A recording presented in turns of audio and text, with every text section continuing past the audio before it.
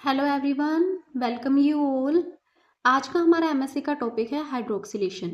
हम बात कर रहे थे एल्कीन के ऑक्सीडेशन की, जिसमें हमने दो मेथड्स को डिस्कस किया था जिससे कि हम एल्कीन का ऑक्सीडेशन करवा सकते हैं।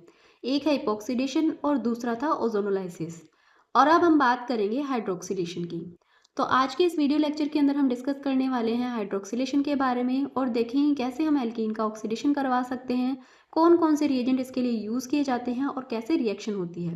तो इन सभी पॉइंट्स को हम आज के इस वीडियो के अंदर डिस्कस करने वाले हैं। तो चलिए शुरू करते हैं आज की हमारी वीडियो और जानते हैं हाइड्रोक्सिलेशन के बारे में।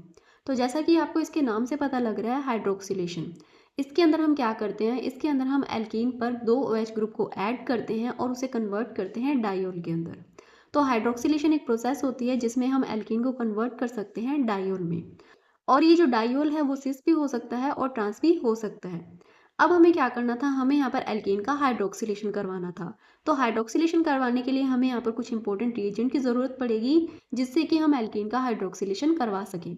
तो इसके लिए हमारे पास कुछ इंपॉर्टेंट रिएजेंट है जैसे कि potassium permanganate, osmium tetroxide, iodine and silver acetate. और हमारे पास एक और रिएजेंट होता है जो कि है लेड टेट्रा एसीटेट। तो ये कुछ हमारे पास इंपॉर्टेंट रिएजेंट है जिससे कि हम एल्कीन का हाइड्रोक्सिलेशन करवा सकते हैं और उसे कन्वर्ट कर सकते हैं डायोल के अंदर। इसी के साथ में आपको यहाँ पर देखने को मिलता है जब हम हाइड्रोक्सिलेशन करवाते हैं इन सभी रिएजेंट की हेल्प से, तो ये सभी रिएजेंट्स इन एडिशन शो करते हैं और इसी के साथ में जो कलर होता है रिएजेंट का वो भी डिसअपेयर हो जाता है। तो ये कुछ पॉइंट थे हमारे हाइड्रोक्सिलेशन को लेकर। तो अभी हमने यहाँ पर कुछ रिएजेंट देखे थे जिसके अंदर हम आज की इस वीडियो के अंदर दो रिएजेंट को डिस्कस करेंगे जो कि है potassium permanganate and osmium tetroxide. और हमारी नेक्स्ट वीडियो के अंदर हम बात करेंगे आयोडीन एंड सिल्वर एसीटेट और लेड टेट्रा एसीटेट की। तो चलिए देखते हैं हमारा फर्स्ट रिएजेंट जो कि है पोटेशियम परमैंगनेट। तो जब हम एल्कीन को ट्रीट करते हैं पोटेशियम परमैंगनेट के साथ में तो ये बनाता है सिस डायोल। और ये जो सिस डायोल है इसे हम बोल सकते हैं ग्लाइकोल। तो यहाँ पर क्या होता है, जो OH ग्रुप्स है दोनों वो जाकर एडजेसेंट कार्बन पर लग जाते हैं और फॉर्मेशन करते हैं 1,2 डायोल का। और ये जो 1,2 डायोल है इसे हम बोल सकते हैं विसिनल डायोल्स या फिर आप इसे विसिनल ग्लाइकोल भी बोल सकते हो, जिसकी रिएक्शन आपको यहाँ पर देखने को मिल रही है। ये थी हमारी एल्कीन, इसको हमने ट्रीट किया KMnO4 के साथ में। और यहाँ पर हम जो मीडियम लेते हैं वो बेसिक मीडियम होता है जिसके बाद में ये कन्वर्ट हो जाता है 1,2 डायोल के अंदर। तो यहाँ पर आपको प्रोडक्ट में देखने को मिलेगा जो एडजेसेंट कार्बन है उनके ऊपर दो OH ग्रुप लगे हुए हैं। तो इस तरीके से जो एल्कीन है वो कन्वर्ट हो जाती है हाइड्रोक्सिलेशन के थ्रू डायोल के अंदर KMnO4 की प्रेजेंस में। तो इसके बाद में हमारा जो नेक्स्ट पॉइंट है वो कहता है कि जो KMnO4 का सॉल्यूशन होना चाहिए वो बेसिक होना चाहिए और साथ में जो ऑक्सीडेशन है वो रूम टेम्परेचर या फिर बिलो रूम टेम्परेचर होनी चाहिए। और अगर हम इस सॉल्यूशन को हीट करते हैं या फिर एसिडिक कंडीशन रखते हैं तो इससे क्या होगा, जो डायोल है वो आगे फर्दर ऑक्सीडाइज हो जाएगा। ऑक्सीडेटिव क्लीवेज के थ्रू वो कन्वर्ट हो जाएगा कीटोन और कार्बोक्सिलिक एसिड या फिर कार्बन डाइऑक्साइड के अंदर। तो हमें क्या करना होगा, KMnO4 के साथ में जो रिएक्शन कंडीशन है उस पर ध्यान देना होगा। और वो कैसी होनी चाहिए, वो बेसिक होनी चाहिए और टेम्परेचर होना चाहिए रूम टेम्परेचर या फिर इससे बिलो टेम्परेचर। इसके बाद में हम बात करते हैं प्रोडक्ट यील्ड की।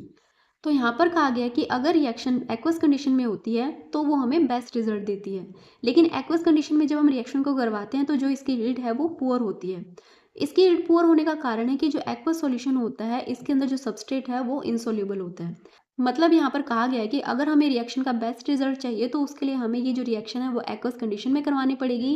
लेकिन अगर हम इस रिएक्शन को एक्वस कंडीशन में करवाते हैं तो उससे क्या होता है, जो यील्ड है प्रोडक्ट की वो पुअर होती है। और पुअर यील्ड होने का कारण है कि जो सबस्ट्रेट होता है वो एक्वस सॉल्यूशन के अंदर इनसोल्यूबल होता है। तो अब हमें क्या करना पड़ेगा, यहाँ पर जो यील्ड है उसे इंप्रूव करना पड़ेगा। और यील्ड को इंप्रूव करने के लिए क्या करवाना होगा, जो रिएक्शन है उसके अंदर फेज ट्रांसफर कैटलिस्ट का यूज़ करना पड़ेगा, जैसे कि क्वाटनरी अमोनियम हैलाइड या फिर क्राउन ईथर।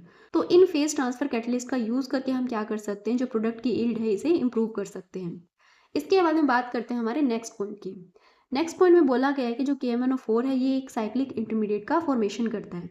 मतलब यहाँ पर कहा गया है कि जब हम एल्कीन को ट्रीट करते हैं KMnO4 के साथ में तो यहाँ पर ये जो KMnO4 के अंदर जो मैग्नीज है ये अपने हाईली पॉजिटिव ऑक्सीडेशन स्टेट यानी कि +7 ऑक्सीडेशन स्टेट शो करता है, जिससे कि क्या होगा, ये इलेक्ट्रॉन को अपनी तरफ अट्रैक्ट करेगा और फॉर्मेशन करेगा साइक्लिक इंटरमीडिएट का। और यहाँ पर ये जो साइक्लिक इंटरमीडिएट का फॉर्मेशन होता है इसके अंदर आपको सीन एडिशन देखने को मिलता है। मतलब यहाँ पर जो एल्कीन है उसके सेम साइड से आपको जो दोनों ऑक्सीजन है वो इस पर डिलीवर्ड होते हुए दिखाई देंगे फ्रॉम KMnO4। और इसके बाद में आपको इस तरीके से प्रोडक्ट देखने को मिलेगा। तो ये हमारे पास रिएक्शन है, ये है हमारी एल्कीन और ये रिएक्शन करती है KMnO4 के साथ में। जिसके बाद में फॉर्मेशन होता है 1,2 डायोल का, जिसमें आपको देखने को मिल रहा है कि जो दोनों कार्बन है उसके ऊपर OH लगे हुए हैं। अब इसके बाद में हम बात कर लेते हैं इस रिएक्शन की स्टीरियोकेमिस्ट्री की। तो यहाँ पर आपको स्टीरियोकेमिस्ट्री के साथ साथ मैकेनिज्म भी देखने को मिल रहा है कि कैसे हम यहाँ पर 1,2 डायोल का फॉर्मेशन करते हैं। तो यहाँ पर थी एल्कीन, और एल्कीन रिएक्शन करती है KMnO4 के साथ में। और आपको पता है ये जो मैग्नीज है ये +7 ऑक्सीडेशन स्टेट में है, जिससे कि क्या करेगा, ये इलेक्ट्रॉन को अपनी तरफ शिफ्ट करेगा। और उसके बाद में कैसे बॉन्ड का मूवमेंट होता है वो आपको एरो से शो किया गया है। और उसके बाद में बनाता है ये साइक्लिक इंटरमीडिएट। और आपको यहाँ पर ये जो ऑक्सीजन का एडिशन है वो सिन एडिशन देखने को मिलेगा, क्योंकि यहाँ पर ये डबल बॉन्ड है, इसके सेम साइड से आपको ऑक्सीजन इस पर अटैच होते हुए और साइक्लिक इंटरमीडिएट का फॉर्मेशन होते हुए दिखाई दे रहा है। अब जब हमारे पास ये साइक्लिक इंटरमीडिएट फॉर्मेशन हो जाता है तो उसके बाद में जो प्रोडक्ट है वो आपको कुछ ऐसे बनते हुए दिखाई देंगे। तो यहाँ पर हमारे पास फॉर्मेशन होता है 1,2 डायोल का। अब इसके बाद में ये जो रिएक्शन होती है ये एक स्टीरियो स्पेसिफिक रिएक्शन होती है, यानी कि अगर हम शुरू में सिस एल्कीन लेते हैं तो वो बनाती है मीजोफोम, और अगर हम ट्रांस एल्कीन लेते हैं तो हमें DL मिक्सचर यानी कि रेसिमिक मिक्सचर देखने को मिलता है। एग्जाम्पल के लिए आप ये वाली रिएक्शन देखिए, आपके पास यहाँ पर है सिस एल्कीन और इसको हम ट्रीट करते हैं KMnO4 के साथ में इन बेसिक मीडियम। तो जब हम इस सिस एल्कीन का हाइड्रोक्सिलेशन करवाते हैं तो ये बनाती है मीजोफोम। तो ये जो हमारा प्रोडक्ट बनेगा वो कुछ ऐसा बनेगा। अब अगर हम यहाँ पर ट्रांस एल्कीन लेते हैं तो ट्रांस एल्कीन की कंडीशन क्या होता है, हमें यहाँ पर रेसिमिक मिक्सचर देखने को मिलता है, यानी कि हमें प्रोडक्ट के अंदर D और L दोनों फॉर्म देखने को मिलती है और वो भी इक्वल अमाउंट में। इसका मतलब ये फॉर्मेशन करती है रेसिमिक मिक्सचर का। तो ये बात होती है KMnO4 के साथ में हाइड्रोक्सिलेशन के स्टीरियोकेमिस्ट्री की। और इसी के साथ में हमारे ये वाला जो रिएजेंट है ये भी कंप्लीट होता है। इसके बाद में आता है हमारा नेक्स्ट रिएजेंट जो कि है ऑस्मियम टेट्रा ऑक्साइड। तो अब हम ऑस्मियम टेट्रा ऑक्साइड के बारे में भी डिस्कस कर लेते हैं और देखते हैं कि कैसे हम उसकी हेल्प से हाइड्रोक्सिलेशन करवा सकते हैं। तो अब जो हमारा सेकंड रिएजेंट है वो है ऑस्मियम टेट्रा ऑक्साइड, जिसे हम रिप्रेजेंट करते हैं OSO4 से। यहाँ पर आपको देखने को मिलेगा कि जो एल्कीन है वो कन्वर्ट हो जाती है डायोल के अंदर, और इस बार जो हम रिएजेंट ले रहे हैं वो है OSO4 यानी कि ऑस्मियम टेट्रा ऑक्साइड। और ये जो ऑस्मियम टेट्रा ऑक्साइड होता है ये ईथर सॉल्यूशन के अंदर लिया जाता है। तो ये हमारे पास रिएक्शन कंडीशन आ जाती है, और यहाँ पर आपको देखने को मिलेगा कि जब एल्कीन पर OSO4 यानी कि osmium tetra oxide addition show करता है तो इसकी वजह से क्या होता है, रैपिड प्रेसिपिटेशन हो जाता है साइक्लिक इंटरमीडिएट का, जिसका नाम है ऑस्मेट एस्टर। यानी कि इस रिएक्शन में हमारे पास एक साइक्लिक इंटरमीडिएट बनता है जो कि है ऑस्मेट एस्टर, और इस ऑस्मेट एस्टर का क्या होता है, रैपिड प्रेसिपिटेशन हो जाता है जब एल्कीन पर ऑस्मियम टेट्राऑक्साइड आकर एडिशन शो करता है। बाद में क्या होता है, ये जो इंटरमीडिएट है इसका हाइड्रोलाइसिस करवाया जाता है सोडियम बाइसल्फेट की प्रेजेंस में। तो हम यहाँ पर दो तरीके से रिएजेंट लेते हैं। पहला हम लेते हैं ऑस्मियम टेट्राऑक्साइड और दूसरा हम लेते हैं सोडियम बाइसल्फेट। ये सोडियम बाइसल्फेट क्या करता है, जो इंटरमीडिएट जिसका रैपिड प्रेसिपिटेशन हुआ था उसको हाइड्रोलाइज करने में हेल्प करता है। तो हमारे पास ये रिएक्शन है, ये हमारे पास एल्कीन है और एल्कीन को हम ट्रीट करते हैं OSO4 और सोडियम बाइसल्फेट के साथ में, जिसके बाद में हमें इस तरीके से डायोल देखने को मिलता है और साथ में बनता है OSO3। तो ये हमारी रिएक्शन होती है जिसके अंदर हम एल्कीन का हाइड्रोक्सिलेशन करवा सकते हैं with the help of osmium tetra oxide. अब अगर हम बात करें इसके मैकेनिज्म की, तो मैकेनिज्म के अंदर आपको देखने को मिलेगा कि जो ऑस्मियम टेट्राऑक्साइड है ये भी क्या करता है, साइक्लिक इंटरमीडिएट का फॉर्मेशन करता है, सेम वैसे ही जैसे हमने KMnO4 की कंडीशन में देखा था। तो यहाँ पर क्या होता है, जो ऑस्मियम टेट्राऑक्साइड है ये फॉर्म करता है एक साइक्लिक इंटरमीडिएट जब ये रिएक्ट करता है एल्कीन के साथ में। और यहाँ पर भी आपको देखने को मिलेगा कि जो ऑस्मियम है वो अपनी हाईली पॉजिटिव ऑक्सीडेशन स्टेट के अंदर है, यानी कि प्लस हिट स्टेट के अंदर है, इसलिए ये भी क्या करेगा, इलेक्ट्रॉन को अपनी तरफ अट्रैक्ट करेगा। तो यहाँ पर आपको देखने को मिलेगा कि जो साइक्लिक इंटरमीडिएट है उस पर भी क्या हो रहा है, सिन एडिशन हो रहा है। फिर इसके बाद में इस इंटरमीडिएट का हाइड्रोलाइसिस किया जाता है सोडियम बाइसल्फेट के द्वारा, और इसे आप अपजॉन रिएजेंट भी बोलते हो। तो ये बात होती है इसके मैकेनिज्म को लेकर। तो आपको इस मैकेनिज्म के अंदर और KMnO4 वाला जो मैकेनिज्म था उसके अंदर काफ़ी सिमिलरिटीज़ देखने को मिलेगी। KMnO4 और OSO4 के साथ में, दोनों के साथ में जब हम हाइड्रोक्सिलेशन करवाते हैं एल्कीन का, तो दोनों में ही आपको साइक्लिक इंटरमीडिएट देखने को मिलता है। दोनों में ही जो एलिमेंट है वो अपनी हाईली पॉजिटिव ऑक्सीडेशन स्टेट के अंदर होते हैं, और दोनों में ही आपको सिन एडिशन देखने को मिलता है। अब यहाँ पर ये जो साइक्लिक इंटरमीडिएट बनता है जिसका नाम है ऑस्मेट एस्टर, ये आपको दो तरीके से बनता हुआ दिखाई दे सकता है, जिसमें फर्स्ट रिएक्शन है 3+2 साइक्लो एडिशन और दूसरी जो रिएक्शन है वो है 2+2 साइक्लो एडिशन। तो यहाँ पर हम देखते हैं जो साइक्लिक एस्टर है इसका फॉर्मेशन दो तरह से पॉसिबल है, एक है 3+2 साइक्लो एडिशन और दूसरी है 2+2 साइक्लो एडिशन। पहले हम देखते हैं 3+2 साइक्लो एडिशन को। यहाँ पर हमारे पास ये एल्कीन है और यहाँ पर है हमारे पास ऑस्मियम टेट्राऑक्साइड। यहाँ पर आपको देखने को मिलेगा ये है कार्बन नंबर 1 और ये है कार्बन नंबर 2 जिसके बीच में डबल बॉन्ड है, और यहाँ पर भी हमने क्या किया है, ओस्मियम टेट्राऑक्साइड के अंदर भी नंबरिंग कर दी है। यहाँ पर है 1, 2 और 3। तो यहाँ पर आपको साइक्लो एडिशन 2 और 3 के बीच में देखने को मिल रहा है, इसलिए हम इसे बोलते हैं 3+2 साइक्लो एडिशन, जिसके बाद में आपको इस तरीके का साइक्लिक इंटरमीडिएट देखने को मिलता है। अब इसको हम ट्रीट करते हैं H2O और NMO के साथ में। यहाँ पर ये जो NMO है इसका नाम है एन मैथिल मोर्फोलिन एन ऑक्साइड, जिसके बारे में हम आगे बात करने वाले हैं। फिर इसके बाद में आपको प्रोडक्ट कुछ ऐसे देखने को मिलता है। तो ये एक मेथड है जिससे कि हम इस तरीके से साइक्लिक एसिड का फॉर्मेशन कर सकते हैं बाय 3+2 साइक्लो एडिशन। इसके बाद में हमारा सेकंड जो मेथड है वो है 2+2 साइक्लो एडिशन।